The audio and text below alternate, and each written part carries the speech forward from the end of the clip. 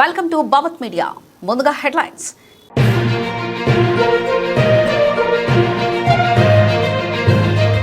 Assembly ఎన్నికల counting ఉత్కంఠ రేపుతున్న ట్రెండ్స్. పశ్చిమ బెంగాల్, అస్సాంలో బీజేపీ ముందంజ.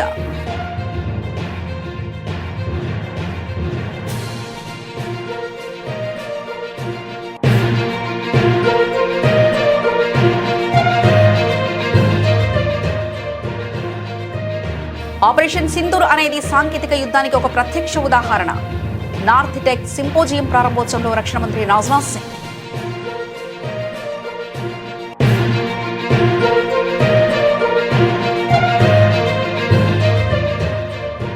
Nandigram scene repeat. భవానీపూర్లోనూ మమతపై సువేందు ముందంజ.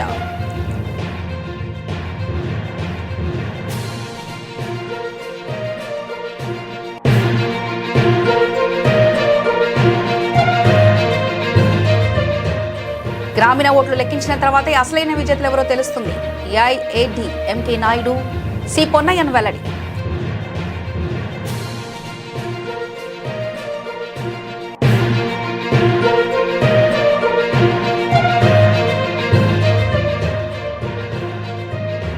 దేశమంతా బీజేపీని కోరుకుంటుంది. ఎన్నికల ఫలితాల నేపథ్యంలో బండి సంజయ్ ఆసక్తికరమైన వ్యాఖ్యలు.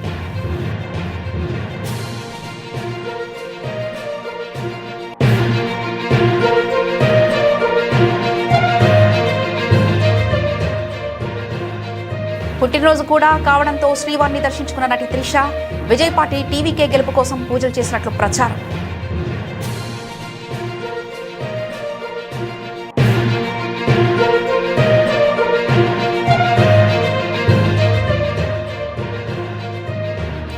సదాశివపేటలో శనగల కొనుగోలు కేంద్రాన్ని పరిశీలించిన మాజీ మంత్రి కేటీఆర్. పాత పద్ధతిలోనే వడ్లు, శనగలు, జొన్నలు కొనుగోలు చేయాలని డిమాండ్.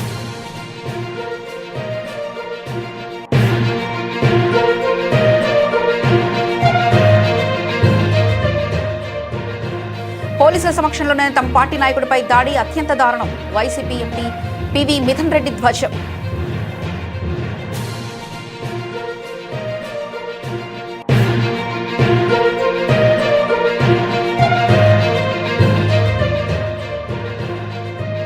మన్నే కృషాంక్ను పరామర్శించిన కేటీఆర్. వేధింపు రాజకీయాలతో బీఆర్ఎస్ నేతలపై అక్రమ కేసులు పెడుతుందని ఆరోపణ.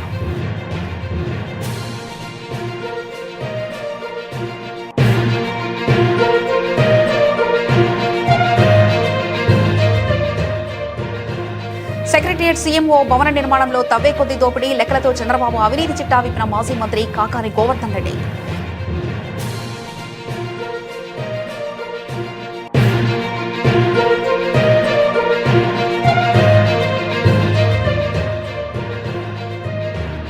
పంజాబ్ పై గుజరాత్ థ్రిల్లింగ్ విక్టరీ. 4 వికెట్లతో గుజరాత్ను కట్టడి చేసిన జసన్ హోల్డర్.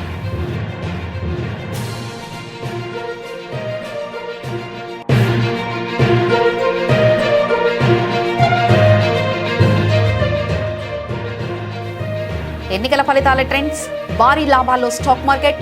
సెన్సెక్స్ 833 పాయింట్లు, నిఫ్టీ 250 పాయింట్లు వృద్ధి. కేరళ, పశ్చిమ బెంగాల్, తమిళనాడు, అసోంతో పాటు కేంద్రపాలిత ప్రాంతాలైన పుదుచ్చేరి అసెంబ్లీకి జరిగిన ఎన్నికల ఫలితాల ట్రెండ్స్ వెలువడుతున్నాయి. సోమవారం ఉదయం 8 గంటలకు ఓట్ల లెక్కింపు ప్రారంభమైంది. కట్టుదిట్టమైన భద్రత మధ్య అధికారులు కౌంటింగ్ ప్రక్రియను మొదలుపెట్టారు. మధ్యాహ్నం నాటికి ఫలితాలపై పూర్తి స్పష్టత వచ్చే అవకాశం ఉంది. కేరళలోని 140 అసెంబ్లీ స్థానాలకు సంబంధించిన ఓట్ల లెక్కింపు ఉత్కంఠగా సాగుతుంది. తొలుత పోస్టల్ బ్యాలెట్లు లెక్కించగా ప్రారంభ ట్రెండ్స్ లో కాంగ్రెస్ నేతృత్వంలోని యునైటెడ్ డెమోక్రటిక్ ఫ్రంట్ యూడీఎఫ్ ఆధిక్యంలో కొనసాగుతుంది. అధికార లెఫ్ట్ డెమోక్రటిక్ ఫ్రంట్ ఎల్డీఎఫ్ వెనకంజలో ఉంది. రాష్ట్రంలో ఎల్డీఎఫ్, యూటీఎఫ్, బీజేపీ కూటల మధ్య త్రిముఖ పోరు నెలకొంది. మరోవైపు పశ్చిమ బెంగాల్లో 294 స్థానాల్లో అధికార తృణమూల్ కాంగ్రెస్, టీఎంసీ, భారతీయ జనతా పార్టీ మధ్య తీవ్రమైన పోటీ కనిపిస్తుంది. వరుసగా 4సారి గెలిచి అధికారాన్ని నిలబెట్టుకోవాలని మమతా బెనర్జీ ప్రభుత్వం ప్రయత్నిస్తుండగా ఈసారి ఎలాగైనా పశ్చిమ బెంగాల్లో పాగా వేయాలని బీజేపీ గట్టి పోటీ చేస్తుంది. అసోంలో బీజేపీ స్పష్టమైన ఆధిక్యం కనబరుస్తుండగా పుదుచ్చేరిలో బీజేపీ ఆధిక్యంలో ఉంది. వీటితో పాటు కర్ణాటక, మహారాష్ట్ర, గుజరాత్, నాగాలాండ్, త్రిపుర రాష్ట్రాల్లోని 7 స్థానాలకు ఉప ఎన్నిక కౌంటింగ్ కూడా జరుగుతుంది. చాలా నియోజకవర్గాల్లో సిట్టింగ్ ఎమ్మెల్యేల మరణంతో ఈ ఉప ఎన్నికలు అనివార్యమయ్యాయి. మహారాష్ట్రలోని బారామతి స్థానానికి జరుగుతున్న ఉప ఎన్నికపై అందరి దృష్టి పడింది. ఇక్కడ దివంగత ఉప ముఖ్యమంత్రి అజిత్ పవార్ భార్య సునేత్రా పవార్ పోటీ చేస్తున్నారు.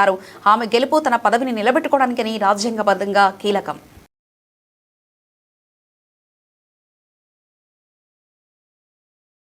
ఉత్తరప్రదేశ్లోని ప్రయాగ్రాజ్లో జరిగిన నార్త్ టెక్ సింపోజియం ప్రారంభోత్సవ కార్యక్రమంలో రక్షణ మంత్రి రాజ్నాథ్ సింగ్ ముఖ్య అతిథిగా హాజరయ్యారు.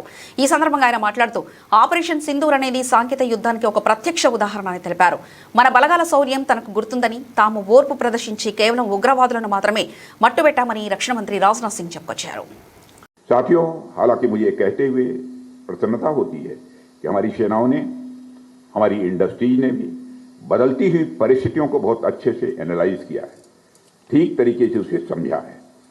आप लोगों की तैयारी हमेशा up to date, up to mark and up to standard रहती है. और इसके सबसे उदाहरण के रूप में तो ऑपरेशन सिंदूर ही हमारे सामने है. इस ऑपरेशन के 1 वर्ष पूरे हो चुके हैं. जब भी ऑपरेशन सिंदूर की बात आती है तो मुझे अपनी सेनाओं के शौर्य स्वाभाविक रूप से याद आता है. आतंकियों और उनके सरपरस्तों को जो मुंहतोड़ जवाब हमारे सैनिकों ने दिया, उससे पूरे देश का सिर गौरव के साथ ऊंचा हो गया. ये तो फिर भी अच्छा हुआ कि हमने धैर्य दिखाते हुए केवल आतंकवादियों का ही सफाया किया, नहीं तो हमारी सेनाएं क्या कुछ करने में सक्षम नहीं हैं, इसका अंदाजा तो पूरी दुनिया को अब हो चुका है. साथियों, ऑपरेशन सिंदूर अपने आप में टेक्नोलॉजिकल वारफेयर का मैं मानता हूं एक नमूना है. और इस ऑपरेशन में आकाश तीर, आकाश मिसाइल सिस्टम और ब्रह्मोस जैसी एडवांस मिसाइल सिस्टम के साथ साथ अनेक लेटेस्ट इक्विपमेंट का भी उपयोग किया गया है. और इसे साबित किया है कि हमारी सेनाएं बदलाव को समझ भी रही हैं और उसे आत्मविश्वास के साथ उसका उपयोग भी कर रही हैं. పశ్చిమ బెంగాల్ అసెంబ్లీ ఎన్నికల ఓట్ల లెక్కింపులో అనూహ్య పరిణామాలు చోటు చేసుకున్నాయి. కీలకమైన భవానీపూర్ నియోజకవర్గంలో ముఖ్యమంత్రి తృణమూల్ కాంగ్రెస్ అధినేత్రి మమతా బెనర్జీ వెనకంజలో ఉన్నారు. ఆమెపై బీజేపీ అభ్యర్థి ఒకప్పటి ఆమె సన్నిహితుడు సువేంద్ అధికారి ఆధిక్యత ప్రదర్శిస్తున్నారు. రాష్ట్ర వ్యాప్తంగా తొలి రౌండ్లలో బీజేపీ హవా కనిపిస్తుంది. ఉదయం 9:20 సమయానికి బీజేపీ 154 స్థానాల్లో, తృణమూల్ కాంగ్రెస్ 107 సీట్లలో ముందంజలో ఉన్నారు. కాంగ్రెస్ 5 స్థానాల్లో ఆధిక్యతలో ఉంది. নন্দীগ্রামে আমার থার্ড রাউন্ডের শেষে আমার লিড আছে 6777, অ্যাপ্রক্স 7000. আর ভবানীপুরে আমার পোস্টাল ব্যালটে নন অফিসিয়াল লিড হয়েছে, আমি বলছি না, ওটা তো ইলেকশন কমিশন প্রপারলি বলবে. ফার্স্ট রাউন্ড ছিল মুসলিম এলাকা 63 নম্বর ওয়ার্ডে, আমার ডেফিসিট হয়েছিল অ্যাপ্রক্স 2000. সেকেন্ড রাউন্ড ছিল হিন্দু এলাকা, আমিও 2000 কাভার করেছি এবং এখন 2200 ভোটে আমি লিড করছি ভবানীপুর অ্যাসেম্বলি থেকে. মমতা ব্যানার্জি পিছিয়ে গেছে.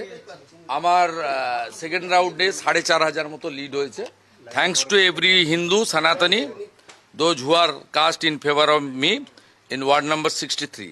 এক্সপেক্টেড রেজাল্ট 3, 4, 5, 77 নম্বর ওয়ার্ড, এখানে মমতা ব্যানার্জি ভালো লিড নেবেন.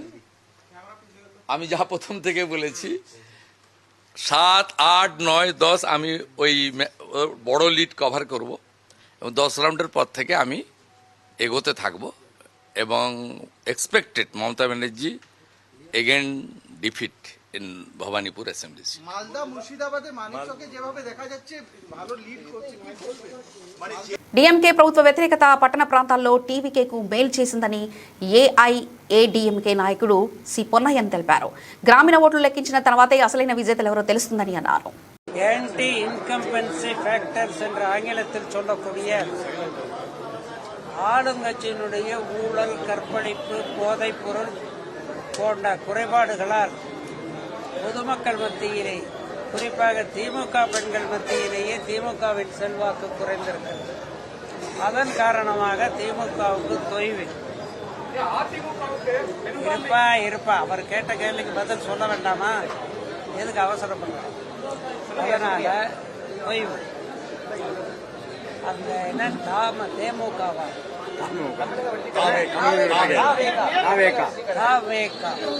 அந்த தாவேக்காவை பொறுத்த வரைக்கும் கணக்கை துல்லியமாக போட்டு பார்ப்பீர்களே என்றால் அவர்களுக்கு அர்பன் ஏரியாக்களில் திமுகவுக்கு ஏற்பட்ட தொய்வு, அந்த பிசிக்கு அது என்ன தமிழக வெற்றி கழகத்துக்கு வெற்றியாக அமைந்திருக்கிறது. காரணம் அர்பன் ஓட் அந்த அர்பன் ஓட்டை பொறுத்த வரைக்கும் ஒரு 10% தான் முடிஞ்சிருக்கு. இன்னும் 90% தமிழகத்திலே ரூரல் ஓட்டை எண்ண வேண்டியிருக்கு. ரூரல் ஓட்டை எண்ணுகிற போதுதான் பிசிகேவினுடைய நிலை என்ன என்பது, உண்மை நிலை என்ன என்பது தெரியும். அப்போது கட்டாயமாக பிசிகே பின்தங்கிவிடும், மற்ற இயக்கங்கள் முன்னுக்கு வர வாய்ப்பு இருக்குது. ரூரல் அந்த voting bank will decide the future. ஒருவேளை அதிமுகவுக்கு பெரும்பான்மை கிடைக்கலைன்னா தாவேகாவோட கூட்டணி வச்சு ஆட்சி அமைக்க வாய்ப்பு இருக்கா? என்னென்ன அதிமுகவுக்கு ஒருவேளை பெரும்பான்மை கிடைக்கல பட்சத்துல தாவேகாவோட கூட்டணி வச்சு வாய்ப்பு இருக்கா ஆட்சி அமைக்க? அந்த தாவேகா அத தமிழ்ல சொல்லுங்க. தமிழக முன்னேற்ற கழகம், தமிழக வெற்றி கழகத்தை பொறுத்த வரைக்கும் அது தனி கட்சி. எனவே கூட்டணி என்று அதிமுகவோடு அமைப்பதற்கு அவர்களுக்கு வாய்ப்பே கிடையாது. அது தனி கட்சி. எங்கள் கட்சியினுடைய பார்ட்னரா இருந்தா கூட்டணியை பத்தி பேசலாம். அவங்க எங்க கட்சியினுடைய பார்ட்னர். என்னங்க அதை நீங்க அவர்களிடம் கேளுங்கள், என்னிடம் கேட்கிறீர்கள்? పశ్చిమ బెంగాల్లో ఎన్నో అరాచకాలు జరిగాయని, బంగ్లా చొరబాటుదారులకు దారులు మోసుకుపోయాయని కేంద్ర మంత్రి బండి సంజయ్ కుమార్ పేర్కొన్నారు. దేశమంతా బీజేపీని కోరుకుంటుందని ఉద్ఘాటించారు. కరీంనగర్లో బండి సంజయ్ పర్యటించి పలు కార్యక్రమాల్లో పాల్గొన్నారు. ఈ సందర్భంగా ఆయన మీడియాతో మాట్లాడారు. కాంగ్రెస్ అగ్రనేత రాహుల్ గాంధీ ప్రధాని కావాలని సీఎం రేవంత్ రెడ్డి కలలు కంటున్నారని అన్నారు. సీఎం ఎక్కడికి వెళ్తే అక్కడ కాంగ్రెస్ కు ఓటమనేది ఎద్దేవా చేశారు. కేరళంలో ప్రభుత్వంపై వ్యతిరేకత ఉండడంతోనే ఈ ఫలితాలు కాంగ్రెస్ కు కొంత అనుకూలంగా ఉన్నాయని చెప్పుకొచ్చారు. పశ్చిమ బెంగాల్లో బీజేపీ రావాలని ప్రజలు కోరుకున్నారని అన్నారు. బీజేపీకి అసలు ప్రచారకర్త రాహుల్ గాంధీయేనని బండి సంజయ్ సెటర్లు గుప్పించారు. దక్షిణాది రాష్ట్రాలు, ఉత్తరాది రాష్ట్రాలు, ఈ రాష్ట్రము ఆ రాష్ట్రము, ఈ ప్రాంతము ఆ ప్రాంతం అని చెప్పి దేశ ప్రజలోపల ఒక విభజన, ఒకటి విష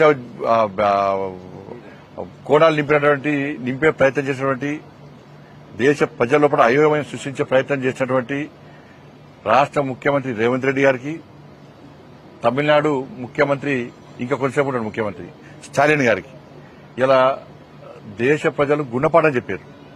పాపం రాష్ట్ర ముఖ్యమంత్రి ఏడికైనా ఒకటే, తమిళనాడు వేండు అవుటే, మధ్యప్రదేశ్ వేండు అవుటే, బీహార్ వేండు అవుటే, హర్యానా వేండు అవుటే.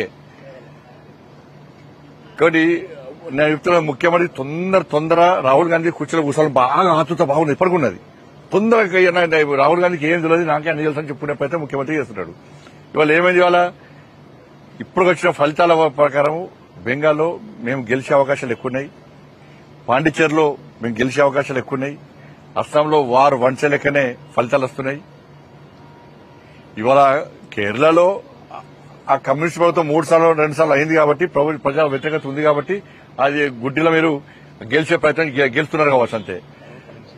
12 సీట్లు దేశంలో కాంగ్రెస్ పార్టీ ఎక్కడ రాసి పెట్టుకోరు. ఇక కాంగ్రెస్ ముక్త్ భారత్ అనే నినాదం ఇవాళ మేము సక్సెస్ కాబోతున్నాం. ఇవాళ అనేక రాష్ట్రాలు, ఇవాళ బెంగాల్ మాకు కొత్తగా యాడ్ అవుతుంది. ఇవాళ ఇట్లా ఇంకా రాబోయే ఎన్నికల్లో కూడా నరేంద్ర మోడీ గారి నేతృత్వంలోని ఎన్డీఏ ప్రభుత్వాలు ఈ దేశంలో డబుల్ ఇంజన్ సర్కార్ ఏర్పడబోతున్నాయి. అంతటా కూడా ఇలా బెంగాల్ ఫలితాల కోసం దేశవ్యాప్తంగా భారతీయ జనతా పార్టీ కార్యకర్తలు ఎదురుస్తున్నారు. ఈ ఫలితాల బట్టి దాదాపు అనేక మంది కార్యకర్తలు బలిదానం అయిపోయినాడు. బంగ్లాదేశ్ గుండాల చేతుల మా కార్యకర్తలు బలిదానం అయిపోయారు, మా కార్యకర్తల కుటుంబాలు బలైపోయినాయి. దాన్ని దృష్టిలో ఉంచుకొని ఇటీవల బెంగాల్ గెలవాలి, పశ్చిమ బెంగాల్ గెలవాలని ఒక ఆతృత. తమిళనాడు అసెంబ్లీ ఎన్నికల ఫలితాల కౌంటింగ్ ఉత్కంఠభరితంగా సాగుతున్న వేళ ప్రముఖ సినీ నటి త్రిష తిరుమల పర్యటన రాజకీయ వర్గాల్లో ఆసక్తి రేపుతుంది. ఈ రోజు ఉదయం ఆమె శ్రీవారి సుప్రభాత సేవలో పాల్గొని వెంకటేశ్వర స్వామిని దర్శించుకున్నారు. తమిళనాడులో హోరాహోరీగా సాగిన ఎన్నికల ఫలితాలు మరికొన్ని గంటల్లో తేలనుండగా ఈ దర్శనం ప్రాధాన్యత సంతరించుకుంది. నటుడు విజయ్ స్థాపించిన తమిళగ వెట్రి కళగం టీవీకే పార్టీ ఎన్నికల్లో తొలిసారి పోటమి చేస్తుండటంతో ఆయన విజయం కోసం త్రిష శ్రీవారిని ప్రార్థించినట్లుగా ప్రచారం జరుగుతుంది. సోమవారం త్రిష పుట్టినరోజు కూడా కావడంతో మరో విశేషం. ఆదివారం రాత్రి తాను తిరుపతికి ప్రయాణిస్తున్నట్లు త్రిష తన ఇన్స్టాగ్రామ్ లో పోస్ట్ చేయడంతో ఈ ఊహాగానాలు మరింత బలం కూర్చింది. ఎన్నికల ఫలితాలకు ముందు త్రిష తిరుమల పర్యటన తమిళనాడు చర్చనీయాంశంగా మారింది. సంగారెడ్డి జిల్లా సదాశివపేటలో శనగల కొనుగోలు కేంద్రాన్ని మాజీ మంత్రి బీఆర్ఎస్ వర్కింగ్ ప్రెసిడెంట్ కేటీఆర్ పరిశీలించారు. పంట కొనుగోలు కేంద్రంలో రైతుల ఇబ్బందులను ఆయన అడిగి తెలుసుకున్నారు. ఈ సందర్భంగా మాట్లాడుతూ రాష్ట్ర వ్యాప్తంగా పంటల కొనుగోలు విషయంలో కాంగ్రెస్ ప్రభుత్వం పూర్తిగా విఫలమైందని, పాత పద్ధతిలోనే వడ్లు, శనగలు, జొన్నలు ఎలాంటి షరతులు లేకుండా వెంటనే కొనుగోలు చేయాలని డిమాండ్ చేశారు. ప్రభుత్వం యొక్క ఆలోచన ఒకటే కనబడతా ఉంది. ప్రభుత్వం ఏమనుకుంటుందంటే అసలు ఈ జోకుడు, కొనుడు ఇవి బంద్ పెడితే మరి మద్దతు ధర ఇచ్చే బాధ తప్పుతుంది, బోనస్ ఇచ్చే బాధ తప్పుతుంది. లేకపోతే జోకితే కొంటే మళ్ళా రైతుకు పైసలు ఇవ్వాలి, మళ్ళా రైతు కోపానికి వస్తాడని చెప్పి ఇవాళ మొత్తంగా ఎక్కడా కొనుగోలు చేయకుండా తప్పించుకునే ప్రయత్నం చేస్తా ఉన్నది. మొత్తం అన్ని పంటలు ఇడిచిపెట్టినారు. అన్ని వరి, మొక్కజొన్న, అదేవిధంగా తెల్లజొన్న, శనిగలు, రాష్ట్ర వ్యాప్తంగా ఏ పంట కొనుగోలు కూడా సరిగ్గా జరగడం లేదు. కేసీఆర్ ప్రభుత్వం ఉన్నప్పుడు మా గౌరవ ఎమ్మెల్యేలు ఒక మాట చెప్తే, రైతుల నుంచి విజ్ఞప్తి వస్తే ఎటువంటి కండిషన్లు పెట్టకుండా, ఎట్లాంటి ఆంక్షలు పెట్టకుండా మొత్తం సంపూర్ణంగా పంట మొత్తం ప్రభుత్వమే కొంటుండే. కానీ ఇవాళ పరిస్థితి, ఈ యాసంగి సీజన్ లో 95 లక్షల మెట్రిక్ టన్నుల వరి కొనుగోలు చేస్తామని చెప్పి ప్రభుత్వం చెప్పింది. కానీ ఈ రోజు వరకు 4 మే పోలీసుల సమక్షంలోనే వైఎస్ఆర్సీపీ నాయకుడు రాయచోటి మాజీ మున్సిపల్ వైస్ చైర్మన్ దశరథ రామరెడ్డిపై టీడీపీ గుండాలు విచక్షరహితంగా దాడి చేసి కాళ్లు చేతులు విరిచేసి తలా పగలగొట్టారని, ఇది అత్యంత హేయమని వైఎస్ఆర్సీపీ లోక్సభ పక్షనేత పివి మిత్రుడి ధ్వజమెత్తారు. రాయచోటిలో 2 రోజులుగా తన ఫంక్షన్ హాల్ మీద జరుగుతున్న దాడులపై సిఐడిఎస్పీకి ఫిర్యాదు చేసినా వారు పట్టించుకోకపోవడం వల్లే ఈ రోజు ఆయన చావుబతుకుల మధ్య ఆసుపత్రిలో కొట్టుమిట్టాడుతున్నారని తెలిపారు. పోలీసులు అధికార పార్టీ నాయకులను తొత్తులుగా వ్యవహరిస్తూ దాడులకు పరోక్షంగా సహకరించడం హేయమని అన్నారు. రాయచోటి పట్టణంలో దశరథరామరెడ్డి అనే మా నాయకుడు, ఆయన మున్సిపల్ వైస్ చైర్మన్ గా కూడా ఉన్నారు. ఆయన పైన దౌర్జన్యం జరుగుతోందని చెప్పి నిన్నటి నుంచి అతని ఫంక్షన్ హాల్ని ఇబ్బంది పెట్టే విధంగా, ఫంక్షన్ హాల్ని పగలగొట్టే విధంగా నిన్నటి నుంచి ప్లాన్ చేశారు అని చెప్పి అతను పోయి కంప్లైంట్ ఇచ్చే ప్రయత్నం కూడా చేయడం జరిగింది. నిన్న పోలీసు ఉన్నతాధికారులను కూడా పోయి ఆయన కలవడం జరిగింది. కనీసం కంప్లైంట్ కూడా సిఐడిఎస్పీ తీసుకునేదానికి ముందుకు రాలేదు. ఈరోజు పరిస్థితి చూస్తే ఈరోజు తెలుగుదేశం గుండాలు అందరూ కూడా అతని ఫంక్షన్ హాల్ ఈరోజు అంతా కూడా పూర్తిగా పగలగొట్టి ఈరోజు ఆయన్ని ఎంతో పైశాచికంగా ఈరోజు అతనిపై దాడి చేసి అతని 2 కాళ్ళు కూడా ఫ్రాక్చర్ అయ్యే విధంగా ఈరోజు ఆయన్ని కొట్టడం జరిగింది. అదేవిధంగా తలకు గాయాలయ్యాయి. చాలా సీరియస్ పరిస్థితుల్లో అతన్ని ఈరోజు తిరుపతి హాస్పిటల్కు తీసుకుపోవడం జరిగింది. ఇంత దారుణం జరుగుతా ఉన్నా కూడా ఇప్పటి వరకు ఒకరిని కూడా అరెస్ట్ చేయలేదు. ఆంధ్ర రాష్ట్రంలో ఇలాంటి ఇన్సిడెంట్స్ రోజు పెరిగిపోయినాయి. ఈరోజు పరిస్థితి చాలా దారుణంగా ఉంది. ఇక్కడ యాక్షన్ ఎవరిపైన తీసుకుంటారంటే ఏదన్నా రాజకీయంగా ఎవరైనా కంప్లైంట్ ఇచ్చి ఒక పార్టీకి ఈరోజు తొత్తులుగా పోలీసు వ్యవహరిస్తూ ఉన్నారు.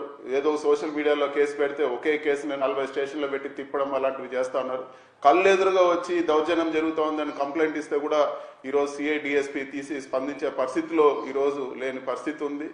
అక్కడే పోలీసుల సమక్షంలోనే అతన్ని ఇంత దారుణంగా కొట్టినా కూడా ఇప్పటి వరకు ఒక అరెస్ట్ కూడా లేదు. ఈ రోజు ఎవరైతే దాడి చేశారో వీడియోలన్నీ కూడా ఉన్నాయి, వాళ్ళ ఒక్కరిపైన కూడా ఈరోజు చర్యలు తీసుకోలేదు. ఇలాంటి దారుణమైన పరిస్థితి. కాంగ్రెస్ ప్రభుత్వం వేధింపు రాజకీయాలతో బీఆర్ఎస్ నేతలపై అక్రమ కేసులు పెడుతుందని బీఆర్ఎస్ వర్కింగ్ ప్రెసిడెంట్ కేటీఆర్ అన్నారు. సోమవారం సంగారెడ్డి జైల్లో అక్రమ కేసులో నిర్బంధంపై బీఆర్ఎస్ నాయకుడు మన్నే క్రిషాంక్ ను పరామర్శించారు.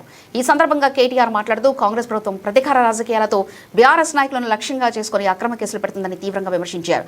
మన్నే క్రిషాంక్ ఓ ఉన్నత విద్యావంతుడు, న్యాయవాది, పీహెచ్డీ పట్టా పొందిన వ్యక్తి. ఉస్మానియా యూనివర్సిటీ విద్యార్థి.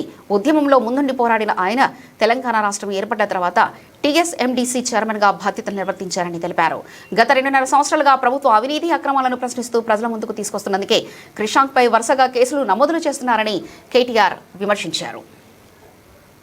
దోపిడీని బయటికి తీసుకొచ్చే ప్రయత్నం చేసినా వారిని ఇబ్బంది పెట్టడానికి, వారి గొంతు నొక్కడానికి అడ్డమైన కేసులు, పనికిమాలిన వేధింపులు అన్నట్టుగా నడుస్తూ ఉంది. మా సోదరుడు మన్నే క్రిషాంక్ గారు విద్యార్థి ఉద్యమంలో ఉస్మానియా యూనివర్సిటీ నుండి ఒక ధృవతార మాదిరిగా ఆనాడు అప్పుడున్న ప్రభుత్వానికి వ్యతిరేకంగా పోరాటం చేసి, మరి పోరాటంలో ముందుండి నడిచి, తర్వాత క్రమక్రమంగా తెలంగాణ రాష్ట్రం వచ్చిన తర్వాత పెద్దలు కేసీఆర్ గారి ఆశీస్సులతో తెలంగాణ స్టేట్ మినరల్ డెవలప్మెంట్ కార్పొరేషన్కి చైర్మన్గా పనిచేసిన ఒక బాధ్యత కలిగిన సోదరుడు. స్వయంగా తాను కూడా ఒక న్యాయవాది, చదువుకున్న పిల్లోడు, పీహెచ్డీ చేసిన పిల్లోడు. మరి అట్లాంటి తమ్ముడు గత 2.5 సంవత్సరాలుగా ఒకటే పని చేస్తా ఉన్నాడు. ఈ ప్రభుత్వంలో జరుగుతున్న అవినీతిని అడుగడుగునా ప్రశ్నిస్తున్నాడు, బయటపెడుతున్నాడు. ప్రభుత్వం చేస్తున్న అరాచకాల్ని ఎప్పటికప్పుడు వెలుగులోకి తెస్తా ఉన్నాడు, ప్రజల దృష్టికి తెస్తా ఉన్నాడు. ఇవాళ ఆయన మీద కోపంతో ఆయనని ఒక పనికిమాలిన కేసులో, నిజానికైతే ఆయన మీద పెట్టిన కేసు 4 ఏళ్ల కంటే తక్కువ శిక్ష పడే కేసు, స్టేషన్లోనే బెయిల్ ఇచ్చి పంపించాల్సిన కేసు. కానీ జైల్లో పెట్టి ఈరోజు 12వ రోజు జైల్లో పెట్టి హ్యాబిచువల్ అఫెండర్ అని, అంటే ఈ అబ్బాయి ఇలాగే మరి వరుసగా చేస్తున్నాడు ఈ పని అని చెప్పి కేసులు పెట్టి దాదాపు 35 కేసులు. అవి కూడా ఏం కేసులు? ముఖ్యమంత్రి రేవంత్ రెడ్డి గారి ప్రభుత్వం ప్రపంచ సుందరి పోటీలు ఏవైతే ఇక్కడ జరిగినాయో అందులో మిస్ ఇంగ్లాండ్ ని వేధించింది. 2 కాంగ్రెస్ నాయకులు ఆ అమ్మాయిని సెక్షువల్లీ హరాస్ చేసినారు అని ట్వీట్ చేస్తే ఒక కేసు. రేవంత్ రెడ్డి గారి అల్లుడు, వారి బినామీ కంపెనీలు, వాటికి సంబంధించిన భాగోతాన్ని బయటపెడితే మరొక కేసు. రేవంత్ రెడ్డి గారి బావమరిది సుజన్ రెడ్డికి అమృత్లో కాంట్రాక్ట్లు ఎట్లా ఇస్తారు, కేంద్ర ప్రభుత్వం మీరు కుమ్మక్కయ్యారు అని చెప్పి అది బయటికి తీసుకొస్తే మరొక కేసు. రేవంత్ రెడ్డి గారి ఊళ్ళో కొండారెడ్డిపల్లిలో ఒక మాజీ సర్పంచ్ సాయిరెడ్డి గారిని వీళ్ల సోదరులు భయపెట్టి భయభ్రాంతులకు గురిచేసి ఆయన చావుకు కారణమైనారు అని చెప్పి మరి బయట పెడితే దాని మీద ఒక కేసు. ఈ రకంగా 35 కేసులు తమ్ముడు మన్నె క్రిషాంక్ మీద పెట్టి ఇవాళ తనతో పాటు ఒక 10 మంది పిల్లల్ని ఇక్కడ తీసుకొచ్చి సంగారెడ్డి జైల్లో పెట్టి వారి కుటుంబ సభ్యులకు క్షోభ కలిగించడమే కాకుండా పైశాచికానందం పొందుతున్నారు ముఖ్యమంత్రి గారు. నేను ముఖ్యమంత్రి గారిని కోరుతా ఉన్నా, ఈ ప్రభుత్వాన్ని డిమాండ్ చేస్తా ఉన్నా, మీరు బీఆర్ఎస్ సోషల్ మీడియా మీద, బీఆర్ఎస్ నాయకత్వం మీద మీరు పెట్టే శ్రద్ధలో ఒక పైసా ఈ రాష్ట్రంలో శాంతి భద్రతల అదుపు మీద, రాష్ట్రంలో జరుగుతున్న అరాచకమైన నేరాల మీద కొద్దిగా దృష్టి పెట్టండి. నిన్న కరీంనగర్లో చూడండి, పట్టపగలు 11 గంటలకు, ఉదయం పగలు కూడా కాదు, ఉదయం 11 గంటలకి ఒక జ్యువెలరీ షాప్ మీద దాడి చేసి 4 తుపాకీతో కాల్చేసి వాళ్ళందరూ హాస్పిటల్లో చావు బతుకుల్లో కొట్లాడుతూ ఉన్నారు. అట్లాంటి పరిస్థితులు ఇవాళ రాష్ట్రంలో ఉంటే మీకేమో ఇంతసేపు మీ మీద ఎవరు ట్వీట్ పెట్టారు, ఎవరు ఇన్స్టాగ్రామ్ లో పోస్ట్ పెట్టారు, దీనివల్ల రేవంత్ రెడ్డి గారికి పరువు ఏమవుతుంది, ఆయనకు అసలు పరువు ఉంటే కదా పోనీకే, ఆయనకు అసలు సిగ్గంటూ ఉంటే, లజ్జ అంటూ ఉంటే, ఇచ్చిన హామీలు నెరవేర్చకుండా తప్పించుకొని తిరుగుతున్న ముఖ్యమంత్రి గారు మీ గురించి ప్రజలేమనుకుంటున్నారో వినే ప్రయత్నం చేయండి. మా నాయకులను వేధించినంత మాత్రాన మాకు తాత్కాలికంగా కొంత ఇబ్బంది ఉంటుందేమో, కానీ భయపడేది లేదు, వెనక్కి తగ్గేది లేదు. నీ 420 హామీలు, నీ 13 డిక్లరేషన్లు ఇవి అమలు చేసేదాకా మేము ప్రశ్నిస్తూనే ఉంటాం, పోరాడుతూనే ఉంటాం. ఈరోజు అమరావతి రాజధానిని సీఎం చంద్రబాబు ప్రపంచ స్థాయి అవినీతికి కేరాఫ్గా మార్చేశారని, సీఎంఓ హెచ్ఓడి భవనాలు, సెక్రటరియట్ నిర్మాణాల ముసుగులో జరుగుతున్న అవినీతి దానికి నిలువెత్తు సాక్ష్యమని నెల్లూరు జిల్లా వైఎస్ఆర్సీపీ అధ్యక్షుడు మాజీ మంత్రి కాకాని గోవర్ధన్ రెడ్డి వెల్లడించారు. ప్రపంచంలో ఎక్కడా లేని విధంగా చదరపడుగు నిర్మాణానికి 20,439 రూపాయలు ఖర్చు చేయడం చూస్తుంటే ఎవరికైనా ఒళ్లు గగ్గురు పడుస్తుందని అన్నారు. ఇదంతా చూశాక అవినీతిలో చంద్రబాబును మించిన మాస్టర్ మైండ్ ఎవరైనా ఉంటారా అంటూ ఆయన ప్రశ్నించారు. షేక్ అవుతున్నాడు చంద్రబాబు, జగన్మోహన్ రెడ్డి గారు మావిగానే అని చెప్పగానే చంద్రబాబు నాయుడికి బాడీ షేక్ ఇస్తుంది. అందుకని పాపం ఏం చేయాలో తోచగా రకరకాలుగా మంత్రులతో ప్రెస్ మీట్లు పెట్టించడం, మా గురించి మాట్లాడడం, మరలా అమరావతిలో జరిగేటువంటి దోపిడీ చూస్తుంటే ఈరోజు ముక్కు మీద వేలేసుకుంటున్నారు ప్రజలు. ఇది ఎవరు పేటెంట్, ఎవరు హత్య రాజకీయాన్ని ప్రోత్సహించారు, ఎక్కడ వంగవేటి రంగా గారి దగ్గర నుంచి పెంగళి దశరథరామ దగ్గర నుంచి ఎంతమందిని మీరు పొట్టన పెట్టుకున్నాడు చంద్రబాబు నాయుడు.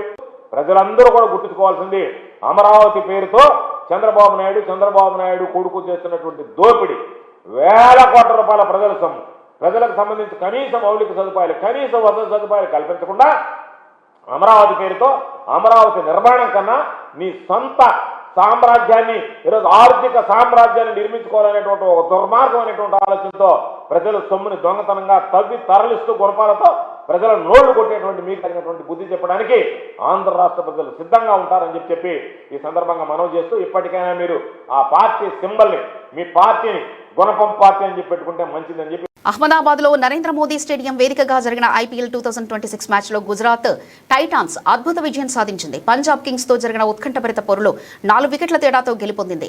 సాయి సుదర్శన్ 57 అర్ధశతకంతో రాణించగా ఆఖర్లో వాషింగ్టన్ సుందర్ 23 బంతుల్లో 40 నాటౌట్ అద్భుతమైన ఇన్సింగ్తో మరో బంతి మిగిలి ఉండగానే జట్టును విజయ తీరాలకు చేర్చారు.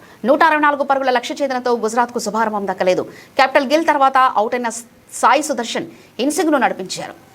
జాస్ బట్లర్ 26 కలిసి కీలక భాగస్వామ్యంగా నెలకొల్పాడు. వాషింగ్టన్ సుందర్ బాధ్యతాయుతమైన ఇన్సింగ్ ఆడాడు. ఆఖరి ఓవర్లో 11 పరుగులు అవసరం కాగా మార్కస్ స్టోయినెస్ బౌలింగ్లో స్కూప్ షాట్తో 6 కొట్టి జట్టును విజయాన్ని అందించారు. అంతకుముందు తొలుత బ్యాటింగ్ చేసిన పంజాబ్ కింగ్స్ను గుజరాత్ బౌలర్ కట్టడి చేశారు. పంజాబ్ ఒక దశలో 47 పరుగులకే 5 వికెట్లు కోల్పోయి పీకల్లోతు కష్టాల్లో పడింది. ఈ సమయంలో న్యూరాన్ షెడ్గే 29 బంతుల్లో 57, మార్కస్ స్టోయినిస్ 40 కలిసి 79 పరుగుల భాగస్వామ్యంతో జట్టును అడ్డుకున్నారు. అయినప్పటికీ డెత్ ఓవర్లలో హోల్డర్ మళ్లీ వికెట్లు తీయడంతో పంజాబ్ నిర్ణీత 20 ఓవర్లలో 163/9 స్కోర్కే పరిమితమైంది.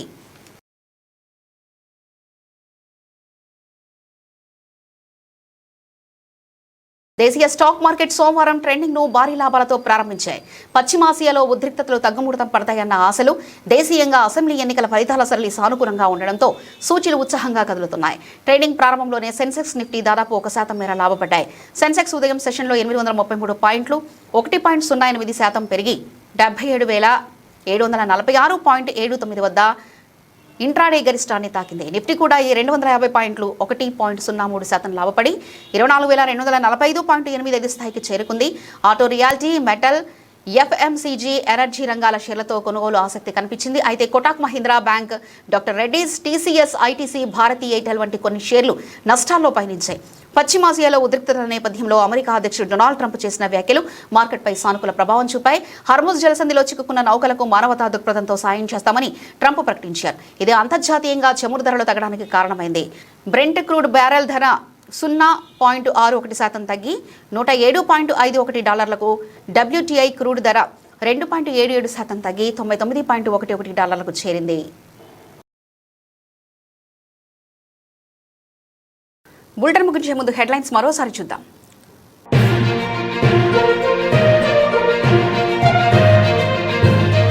అసెంబ్లీ ఎన్నికల కౌంటింగ్ ఉత్కంఠ రేపుతున్న ట్రెండ్స్. పశ్చిమ బెంగాల్, అస్సాంలో బీజేపీ ముందంజ.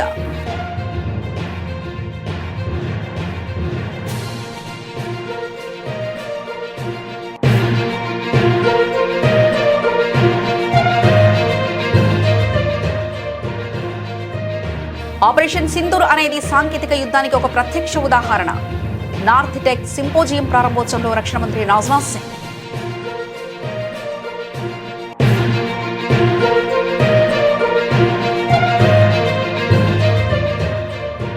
Nandigram scene repeat. భవానీపూర్లోనూ మమతపై సువేందు ముందంజ.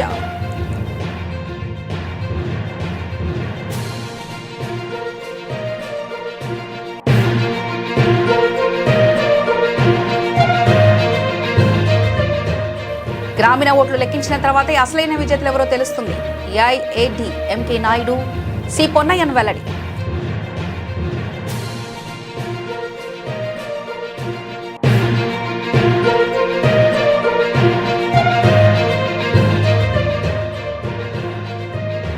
దేశమంతా బీజేపీని కోరుకుంటుంది. ఎన్నికల ఫలితాల నేపథ్యంలో బండి సంజయ్ ఆసక్తికరమైన వ్యాఖ్యలు.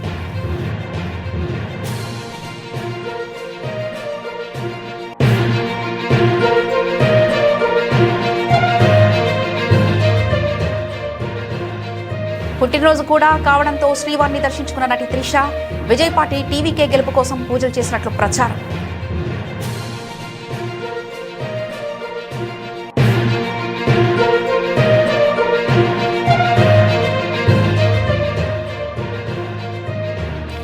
సదాశివపేటలో శనగల కొనుగోలు కేంద్రాన్ని పరిశీలించిన మాజీ మంత్రి కేటీఆర్. పాత పద్ధతిలోనే వడ్లు, శనగలు, జొన్నలు కొనుగోలు చేయాలని డిమాండ్.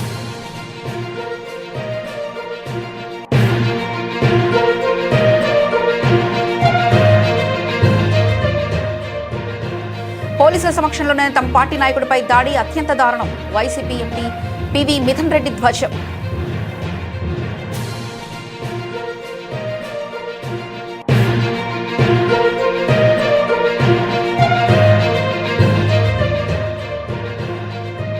మన్నే క్రిషాంక్ ను పరామర్శించిన కేటీఆర్, వేధింపు రాజకీయాలతో బీఆర్ఎస్ నేతలపై అక్రమ కేసులు పెడుతుందని ఆరోపణ.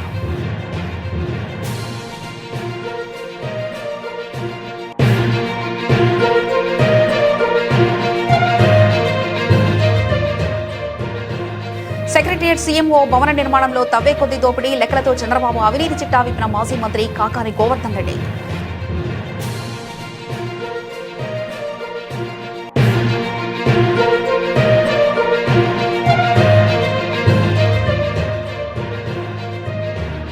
పంజాబ్ పై గుజరాత్ థ్రిల్లింగ్ విక్టరీ. 4 వికెట్లతో గుజరాత్ ను కట్టడి చేసిన జసన్ హోల్డర్.